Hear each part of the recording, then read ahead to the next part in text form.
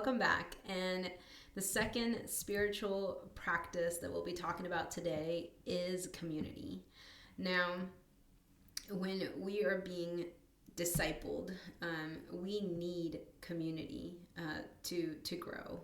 We need people because iron sharpens iron.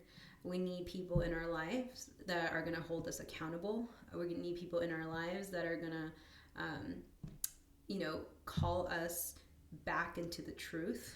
We need people in our lives that are, rooting for us, and they want to see us grow into just a greater representation of the image of Christ. Like, they want to see us receive all the promises that God has for us in our lives. And so those types of relationships are so, so important, especially during your stand. Now, if you're anything like me and most standers, when you're going through this season of restoration and while you're standing for your marriage, you may be losing some friendships. There may be some people in your life that you're no longer connected to, or you're no longer talking as much to, because they just don't agree with what you're doing. They don't understand it. They're tired of hearing about it.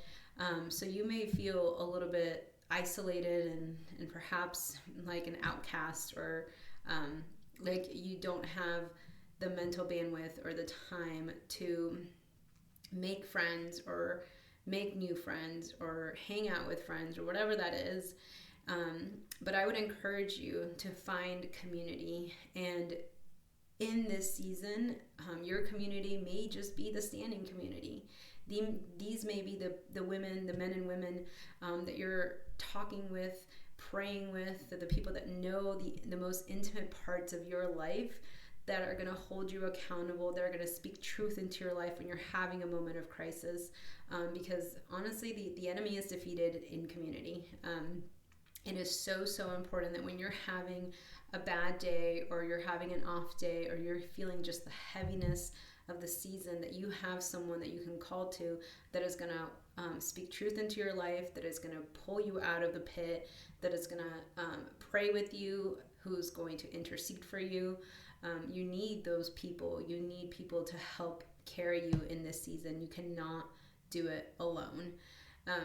And so you may find yourself in a season where, again, you feel like you've been stripped from your community, and it may take time for God to place you in a new community. And from there, it's about building relationship, spending time with each other, learning about each other, and really growing in this new space. There may come a time where God starts to pull you away from the community that you've grown so accustomed to. And it may be because he has a new community, maybe a local community, that he wants you to spend more time and really foster relationships there. I know that was my experience during my stand, that the online community was my lifeline. They were the people that I talked to, like my best friends, the people that I talked to the most on a daily basis were people I had never met in person. But then there came a time where the Lord began to move me and reduce the number of those relationships, and really start to get more involved in my local community, and start forming relationships with people who I was going to need in this new season of life. And so being just very aware of that and mindful of that you can't do this walk alone, and not just the marriage stand walk, but following Jesus, you cannot do it alone. You need community. You need people to support you.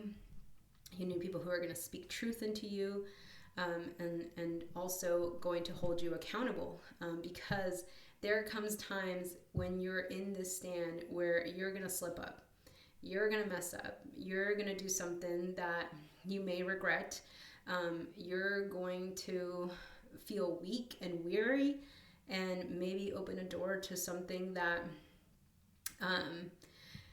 that you probably wouldn't be too proud to share or whatnot. And it's going to be those people that are going to help you come out of that funk, who are going to remind you that, God's grace is sufficient for you, that you didn't mess up your stand, that you didn't mess up your marriage restoration, that you're not too far gone for God, that God's not going to punish you because you made a mistake, because it happens. It happens.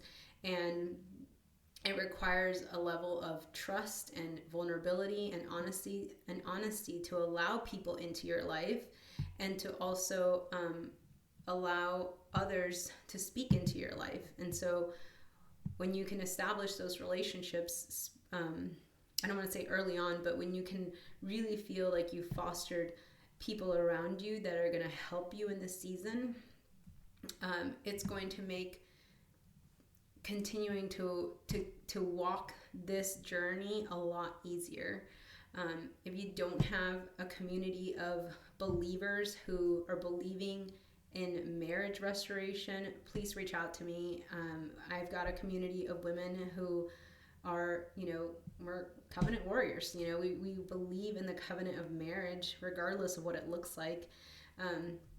So please feel free to reach out to us, reach out to me.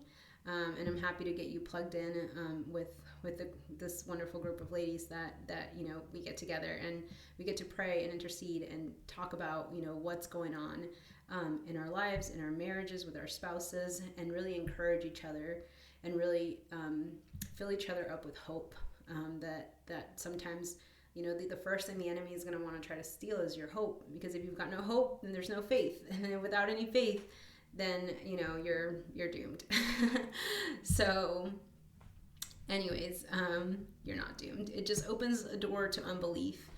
And so it's allowing those people to speak into your life. And so this is the second spiritual practice, is practicing community during your stand. And again, it may be an online community for a season, or it may be your local community, and really showing up, not making relationships transactional, but really building depth, building community. You don't have to be best friend with anyone. You don't have to be best friends with someone to be able to be a helping hand, and vice versa. Just being able to support people, because you just never know when you're going to need help, and the other way around, when they're going to need you. And we'll talk on service here in just a minute. But this is the second spiritual practice, is community.